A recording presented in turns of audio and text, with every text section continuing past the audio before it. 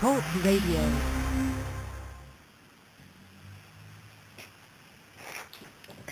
Hello everyone. Welcome to the fifth episode of our series Me in Motherhood on the International Life Coach Radio. I am Namrata Arora Singh, work-life integration coach for women based in India.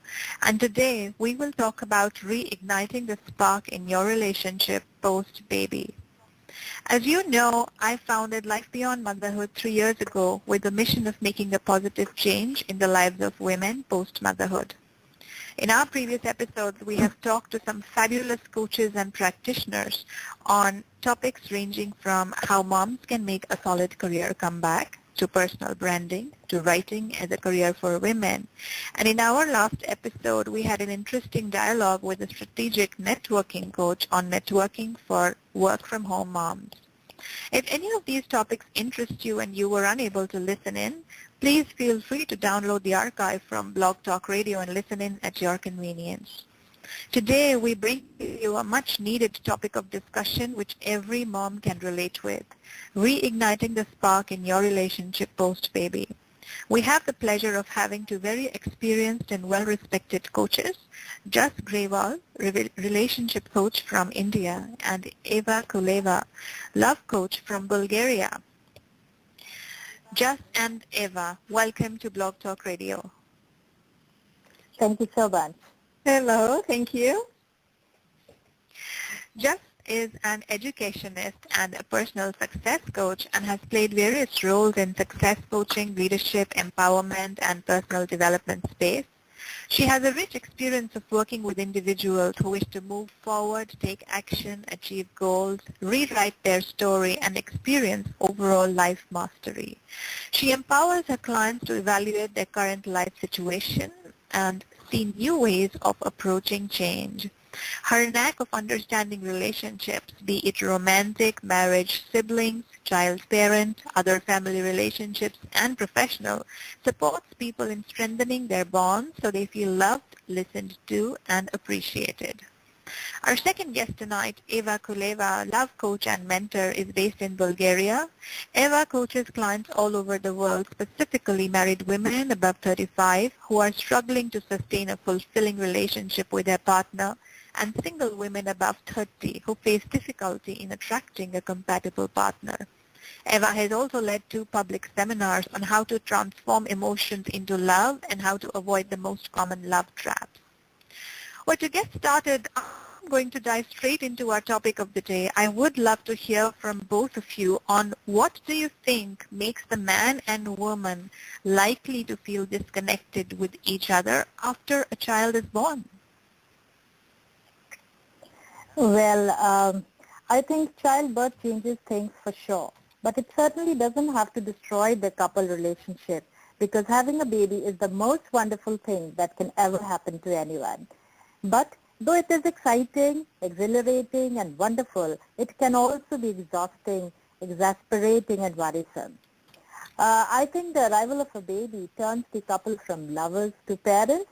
Romance obviously takes a little backseat to dirty diapers, sleepless nights, later on some homework and endless errands.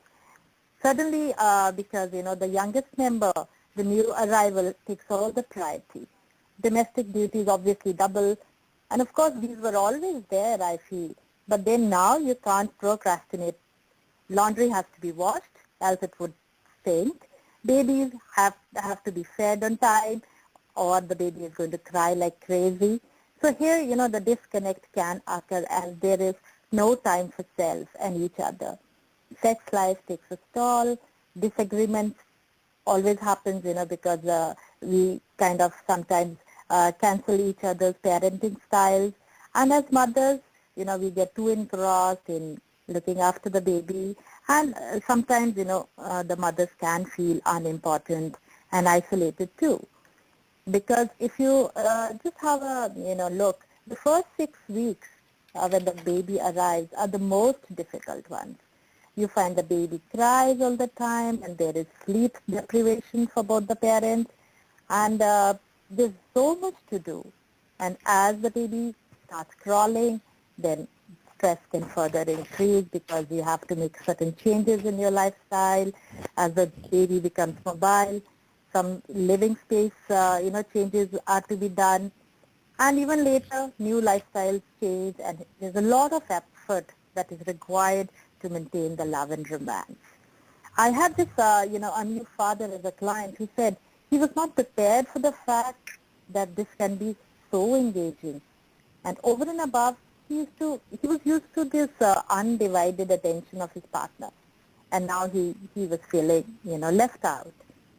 And I think Eva could add to some more, reasons. One more reason I think of is the financial pressure. Mm-hmm. Yeah.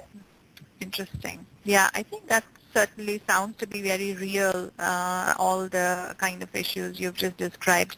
I'm wondering, Eva, in your view, is there another perspective you'd like to add?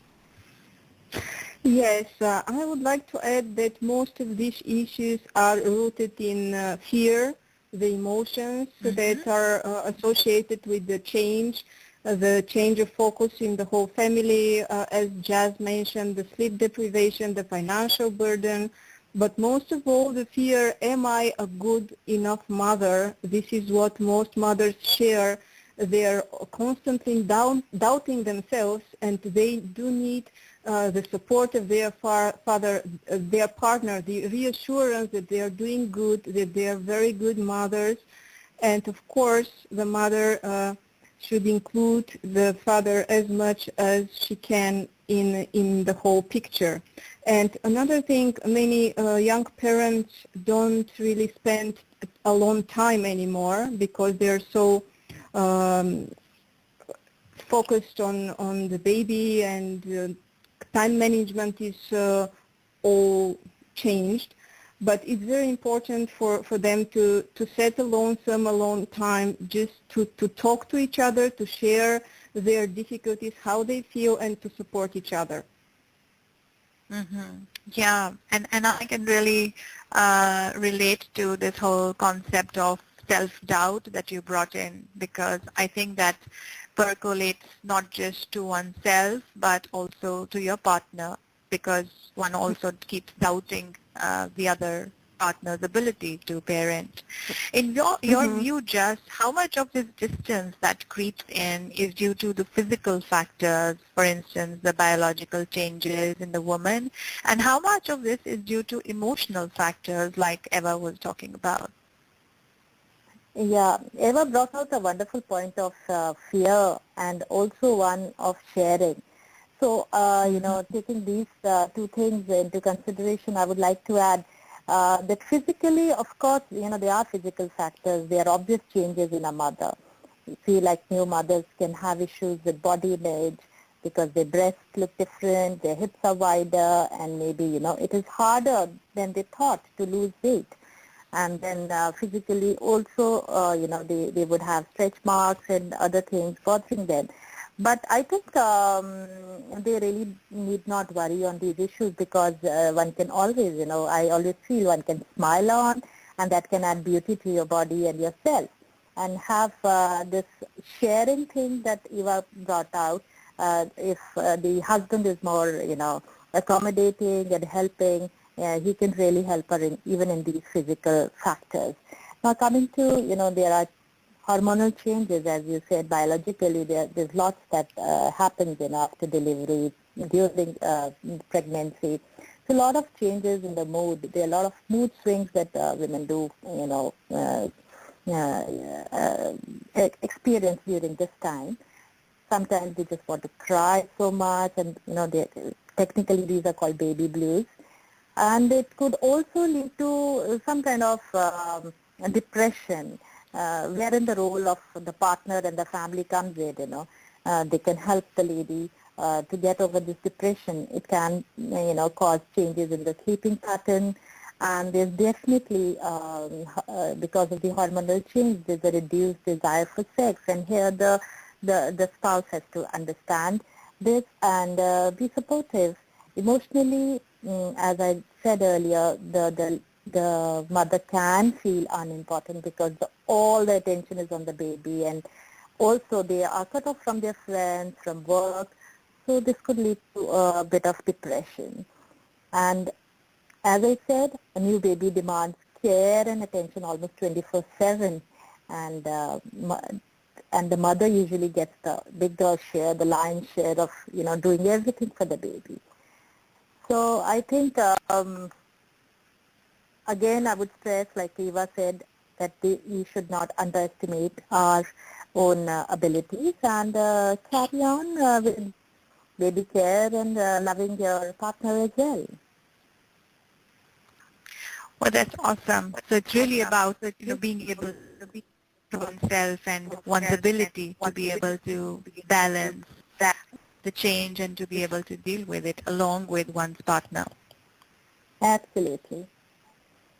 Mm-hmm. And I would like to mention here something that is very important for the mother to take care of herself, no matter how exhausted she is or how depressed she might be feeling, to take care of her appearance for her self-confidence and self-esteem, to try and get support from, her husband and family members to take care of the baby for a while so that she can really take care of herself.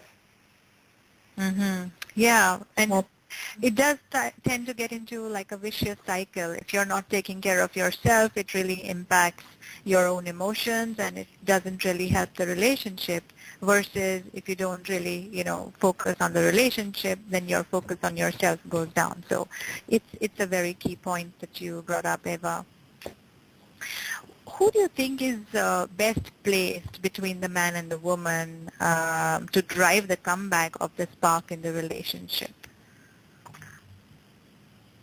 Yeah, I think both. Both have to have a mutual respect and trust for each other.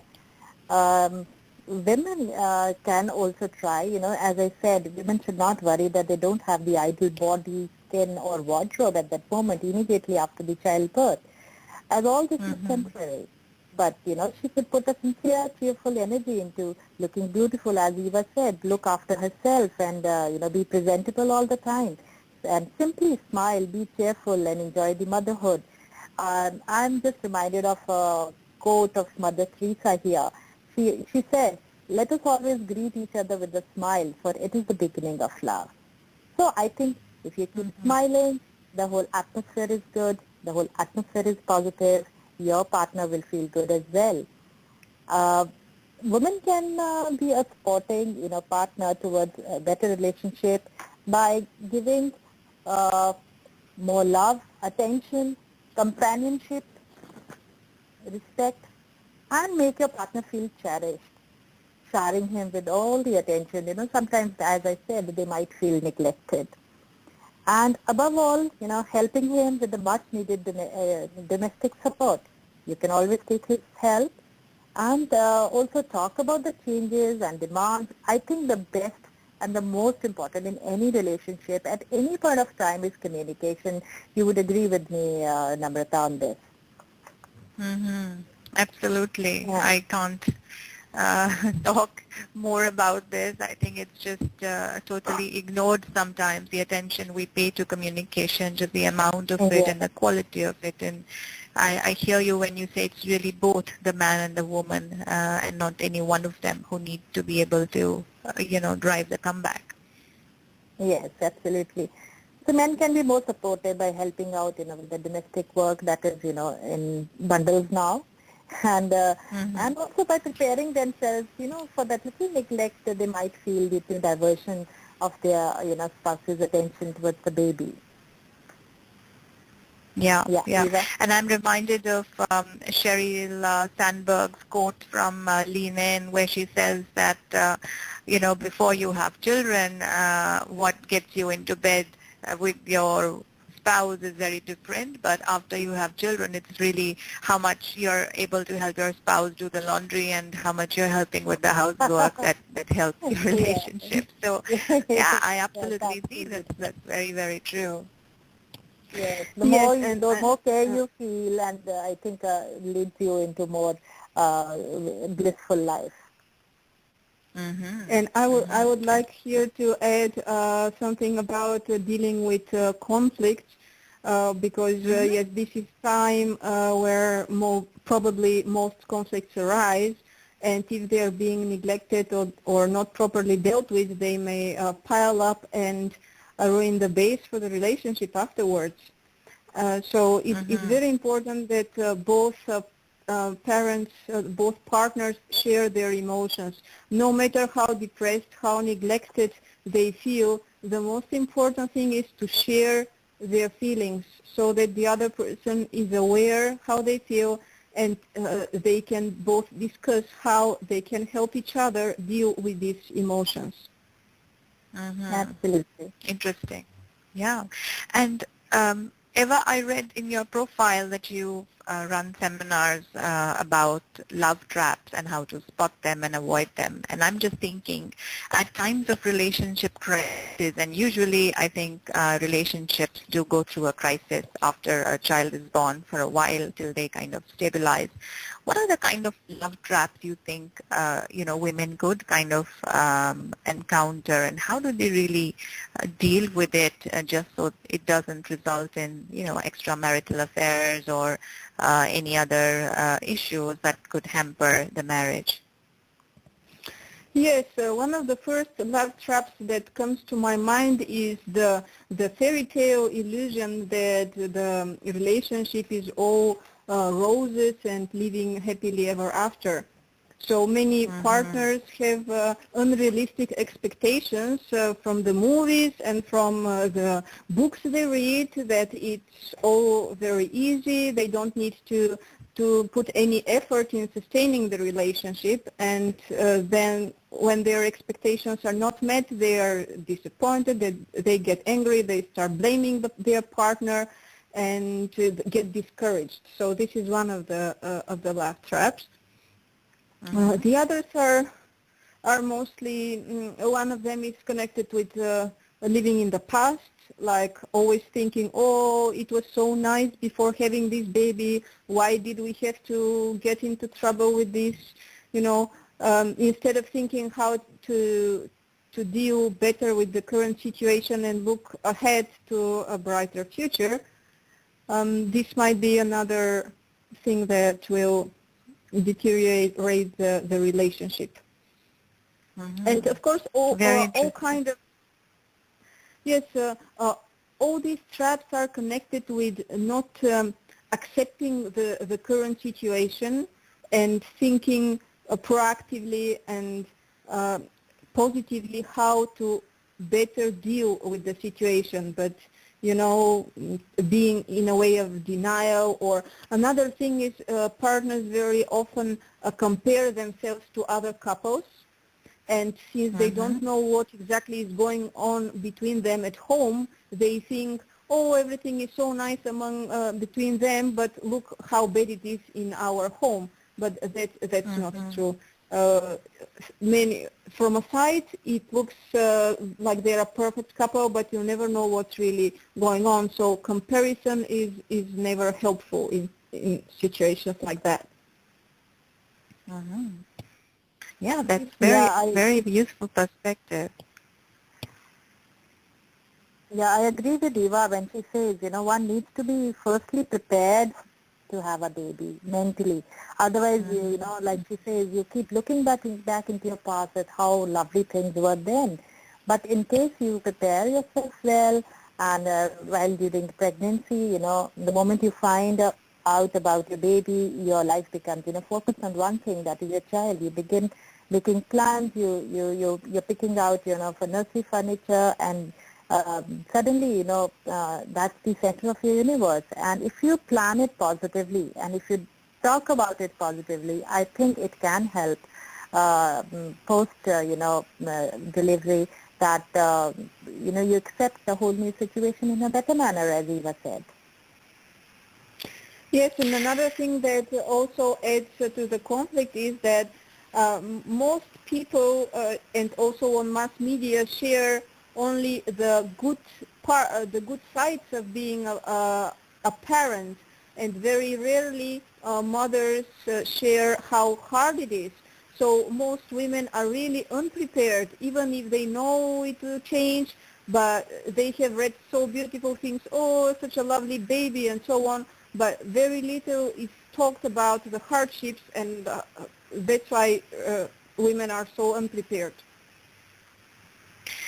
Yeah, and I'm picking up two formats of being able to address this. One is, of course, the communication between the couple. So, how often do they connect, and even more so when they are in this realm of doubt, and how do they really go about dealing with this change, getting themselves out of these love traps that you spoke about.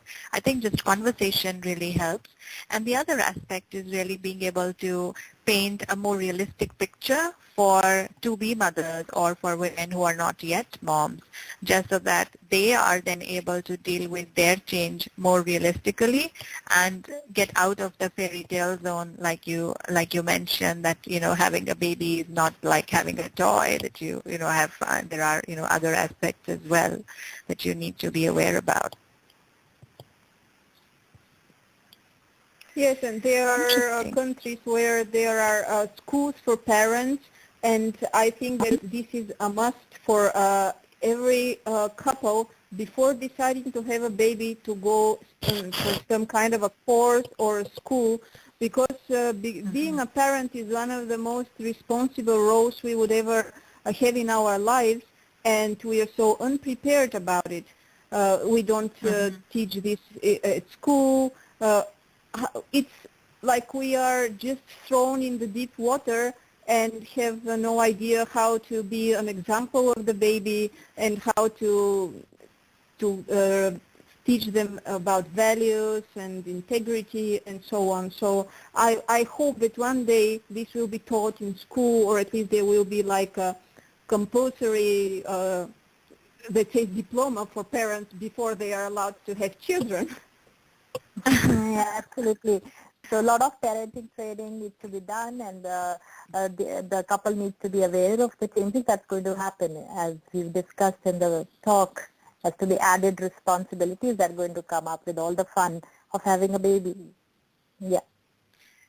Yeah, I think that would be a really significant move on behalf of the society to, raise more sensitized children, because I think, like we said, today's parents are so busy in their own world. Many of them are not even able to make the kind of time that they would want to be able to raise their children, and we have mindful parenting being talked about, but parents are just not there. So absolutely, I think parenting schools and mandating some amount of training would be really good.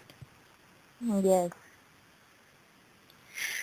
What about single moms? And Eva, I see that that's something that you deal with a lot. I'm sure just you've encountered a few of those too. How do they deal with the balance between their financial pressures and being able to maintain relationships with their significant others? Which significant others do you mean? If they are single moms, they are lacking this significant other in their life. Could be somebody they're dating, or they're into a romantic relationship with. How do they really balance their financial pressures with making the time to either find somebody or continue dating somebody they may be seeing? Yes, I wouldn't focus so much on the financial pressure, but mostly on the emotional pressure, that when you are a single mother, it's difficult enough to find a compatible partner when you are not a mother, let alone when you already have children. So it is very important to be aware of the fact that looking for a partner when you have children is a different game, and it's very important to be aware, first of all, if you are looking for a partner who also has children, if you are looking for your partner to adopt your kid, and to be very clear what relationships do you expect between your partner and your children, and also when to meet the child with your partner, how to introduce them. There are things that needs to be considered. Mm-hmm. Yeah. I think, single motherhood brings about its own unique set of joys and challenges, and I think single moms have all this tenfold. The stress of bringing up a child on her own can definitely impact their ability to maintain their relationship with their significant other, as Namrata mentions, that in case they're dating somebody. So after any relationship breakup, it makes sense to allow this inevitable, cocktail of emotions of grief, anger, resentment, regret, to run its own course. But once you have your baby and you're looking for, another person, the thought, of your significant other can be very attractive. But with the new responsibility, you need to be really sure of what the other person is like, And I think that needs a little bit of thought here. As Eva said, is the other person ready to accept your baby and give all the love that is required? What do you say, Eva? Mm-hmm. Yes, and what you mentioned is very important. Before starting to look for a new partner, it's really crucial to deal with your current relationship, because no matter if you have divorced with the father of your baby or on what terms you are, he will be the father of your baby all your life. So first, it's good to try and find a way to have good terms with them, because this will be a constant emotional pressure if that problem is not resolved. And as you mentioned, if you are suppressing anger or any kind of negative emotions connected to this separation and blaming, so usually it's very important to look for support, therapy or coaching to overcome this big disappointment of the failure of the relationship. And then only when you're ready to look for a new relationship. Yeah, Eva, as you mentioned, it might be a case that your ex-husband will come to see the baby once a week. So that could be one thing. And not having a man back up all the time, kids challenge you more. And the biggest challenge, I think, is maintaining authority over the kids. Sometimes if your ex, undermines you, and then kids get confused. And it is impossible to have that role of a good cop all the time that a father can display. And in case, he's coming, visiting them only once a week, he might just pamper them. And the kids, gradually when they grow up, many a times they say that dad is nicer. As dad is only doing part-time parenting and it is playtime for him over the weekend.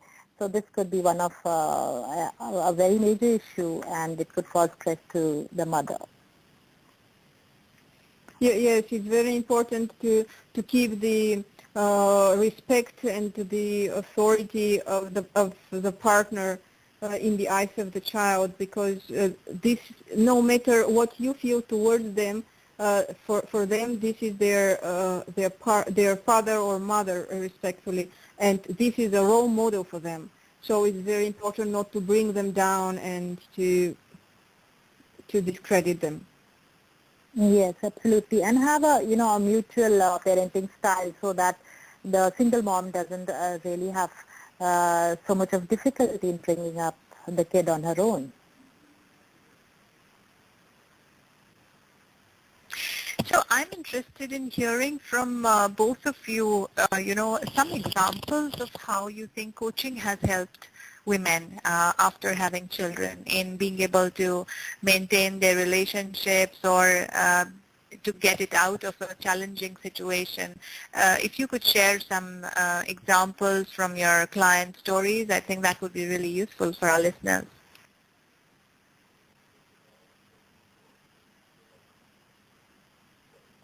Yes, Eva, are you starting? Yes, I can share about the client I was coaching. She had grown-up children already, So it's not exactly after childbirth, but still when the relationship with the partner was not going well, of course the children were the victims, so to say, and the main concern of both parents.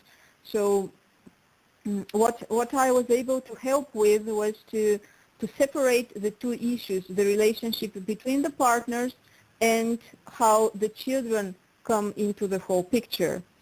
Because many times divorce is not considered only for the sake of the children, but exactly in this way we harm the children when we avoid divorce. So it's very important to, what I helped my client was to be aware for herself if this is the partner she would like to spend the rest of her life with, if she still respects him, loves him, finds him compatible. So after we found out that she really wants to be with him, we found a way how to reignite the fire, as you say. So because very often it's not, the big crisis doesn't come when the children are small, or maybe this is one of the times, but when the children are grown up, it's even harder for parents to find a way to get close again without the children. Yeah, that's a great sharing that you've done, Eva. I would like to share one client with you all. You know, this lady came with an issue that after the baby, you know, she feels a lack of communication. So this is, again, I would feel one of the major issues that happen in any couple. You know, the mother is too busy looking after the baby, and the husband is, you know, off to work, and when he gets back, he is really not participating in sharing the responsibilities. So I think the main issue here is the communication, because no one is ready to put forward how they feel. So I coached her to be more open to expressing her own feelings, and how, you know, things can take a better turn. Instead, you know, when both are just wallowing in misery as the marriage, you know, deteriorates one day at a time. We need to talk out our problems, voice your concern, and discuss as to what is wrong between us and how we can change our situation, how we can revamp our lives to make it, you know, less complicated. How can we spend more time and not let the kids ruin the us time that we need so much? And how, you know, finances, as I said, is one of the major issues again. And then how do we manage to pay the bills without running into debt? And how to settle our arguments without one of us slamming the door or, you know, exiting the conversation? And how to bring out that our time together and little dates can be organized, and how can we take help from the family. All these issues can be discussed, and if not discussed, can really lead to a lot of detachment. Yes, Wonderful. And here I would yeah, like to recommend two tools for effective communication that the founder of the Relationship Coaching Institute created, David Steele. One of them is the communication map, which is a very useful tool for resolving conflicts. It's available online, and everyone can have a look. And also, they invented with his wife the journaling. So they suggest that a couple sets a time for them to come together, first appreciate each other for the past week, thank each other for what they have contributed to each other, and then write down the issues that have arisen during this week. And this journaling is happening, let's say, once per week or once per 2 weeks, when they first write down what the issue is, and using nonviolent communication, communicate and find a way to resolve it. it is very useful. I have tested it in my relationship, and it's a very good tool for resolving conflicts, because many couples are avoiding conflicts. They don't know how to deal with them, and they become fighting, and it's really what undermines relationships usually.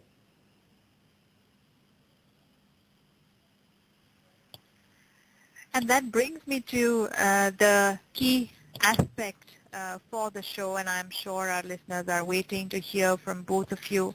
What are some of the tips that you would share with women to help them sustain their relationships after childbirth? We've discussed issues, we've discussed what are, some of the things they can focus on, but in general, if you were to say these are the, 3 things or 4 things, what are those things that you think, everyone can really apply? I think the first thing that comes to my mind, and we've already, discussing is the scheduling your time together. When your days, are filled up with the stuff you really have to do, like, doing everything for the baby, doing all the household chores, you need to make it a priority to do what you want to do, not what you have to do. Like this is a very good point. Yeah. One example could be, you could just text some romantic text messages, during the day, leading to your special time together. And also once, the husband is back from work, you could just, both of you sit and unplug yourself from the world. What unplugging, what I mean by this is that don't waste your precious time together, twiddling away on your computer or your TV or, or your mobile. And, and you could just fix some impromptu date at home just by, the candlelight and having a cozy dinner together. What do you say, Eva? Yes, that's a very good tip. What I would suggest is that, first of all, mothers set their priorities right. Make sure that number 1 priority is you. I am my first priority, because in order to be helpful for the baby and for her partner, she needs to feel well.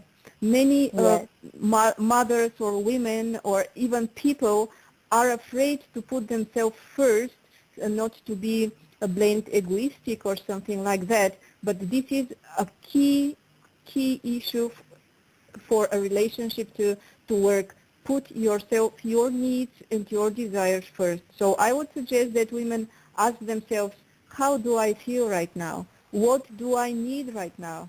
If I'm exhausted, okay, no matter what, if the house is a mess, or I need to get some sleep, or I need to take a bath, or, to take care of herself, to keep this energy up, her positive energy. This is the most important gift she can give to the baby and to her partner.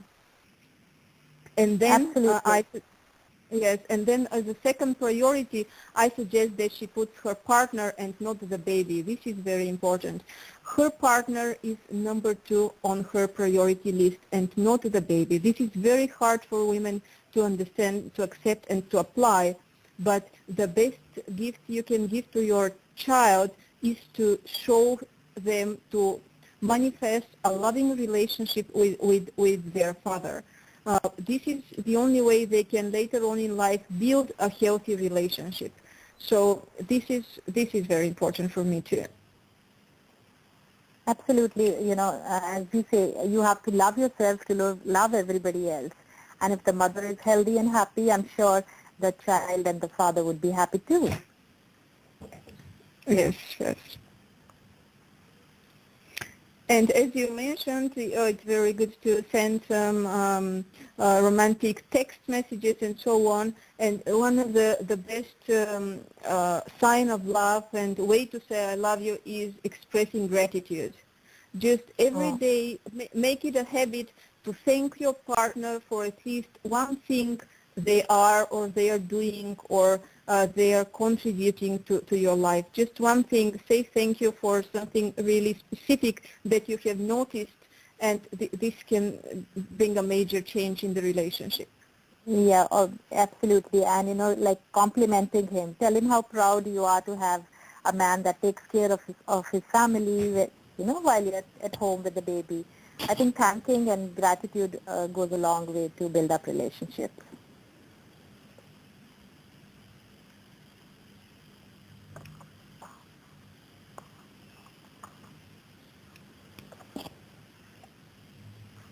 Well, that sounds awesome, and it seems we have a caller who's joined our call today. Hello, who's just joined? Yes, it's me. I just came in when you were saying, or one of you was saying, that you should express gratitude to your partner at least once a day, something like that. Were you talking about both partners? Of course, of course. Okay. Because I think it's very important. I don't think a person has to do it every day, but I think a person should do it once a month, once every few weeks, just to let especially men know that they are being appreciated. As I've talked to plenty of people over the years, and it seems to me that men are feeling a lack of appreciation within the relationships that they have. So I'm here on your show because you want to talk about how to reignite the relationship post-baby. So other than just showing the appreciation, have you talked about other means before I got here? Yeah, we talked about, making time for the father and having the couple time together. We talked about that, which is so important, and sharing the responsibilities and sharing all the love and care. That's what we talked about. All right, good. Okay, I just wanted to call in with that, so carry on. Take care. Bye-bye. Thank you. Thank you very much. Bye-bye.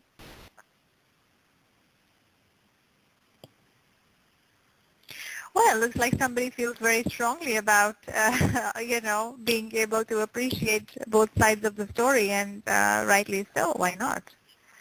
Yes. Yes, this is a very common issue in couples, that the woman does not show enough appreciation towards her partner, no matter if they have a baby or not. This is respect, and showing appreciation is really what we as women need to learn as a major relationship skill.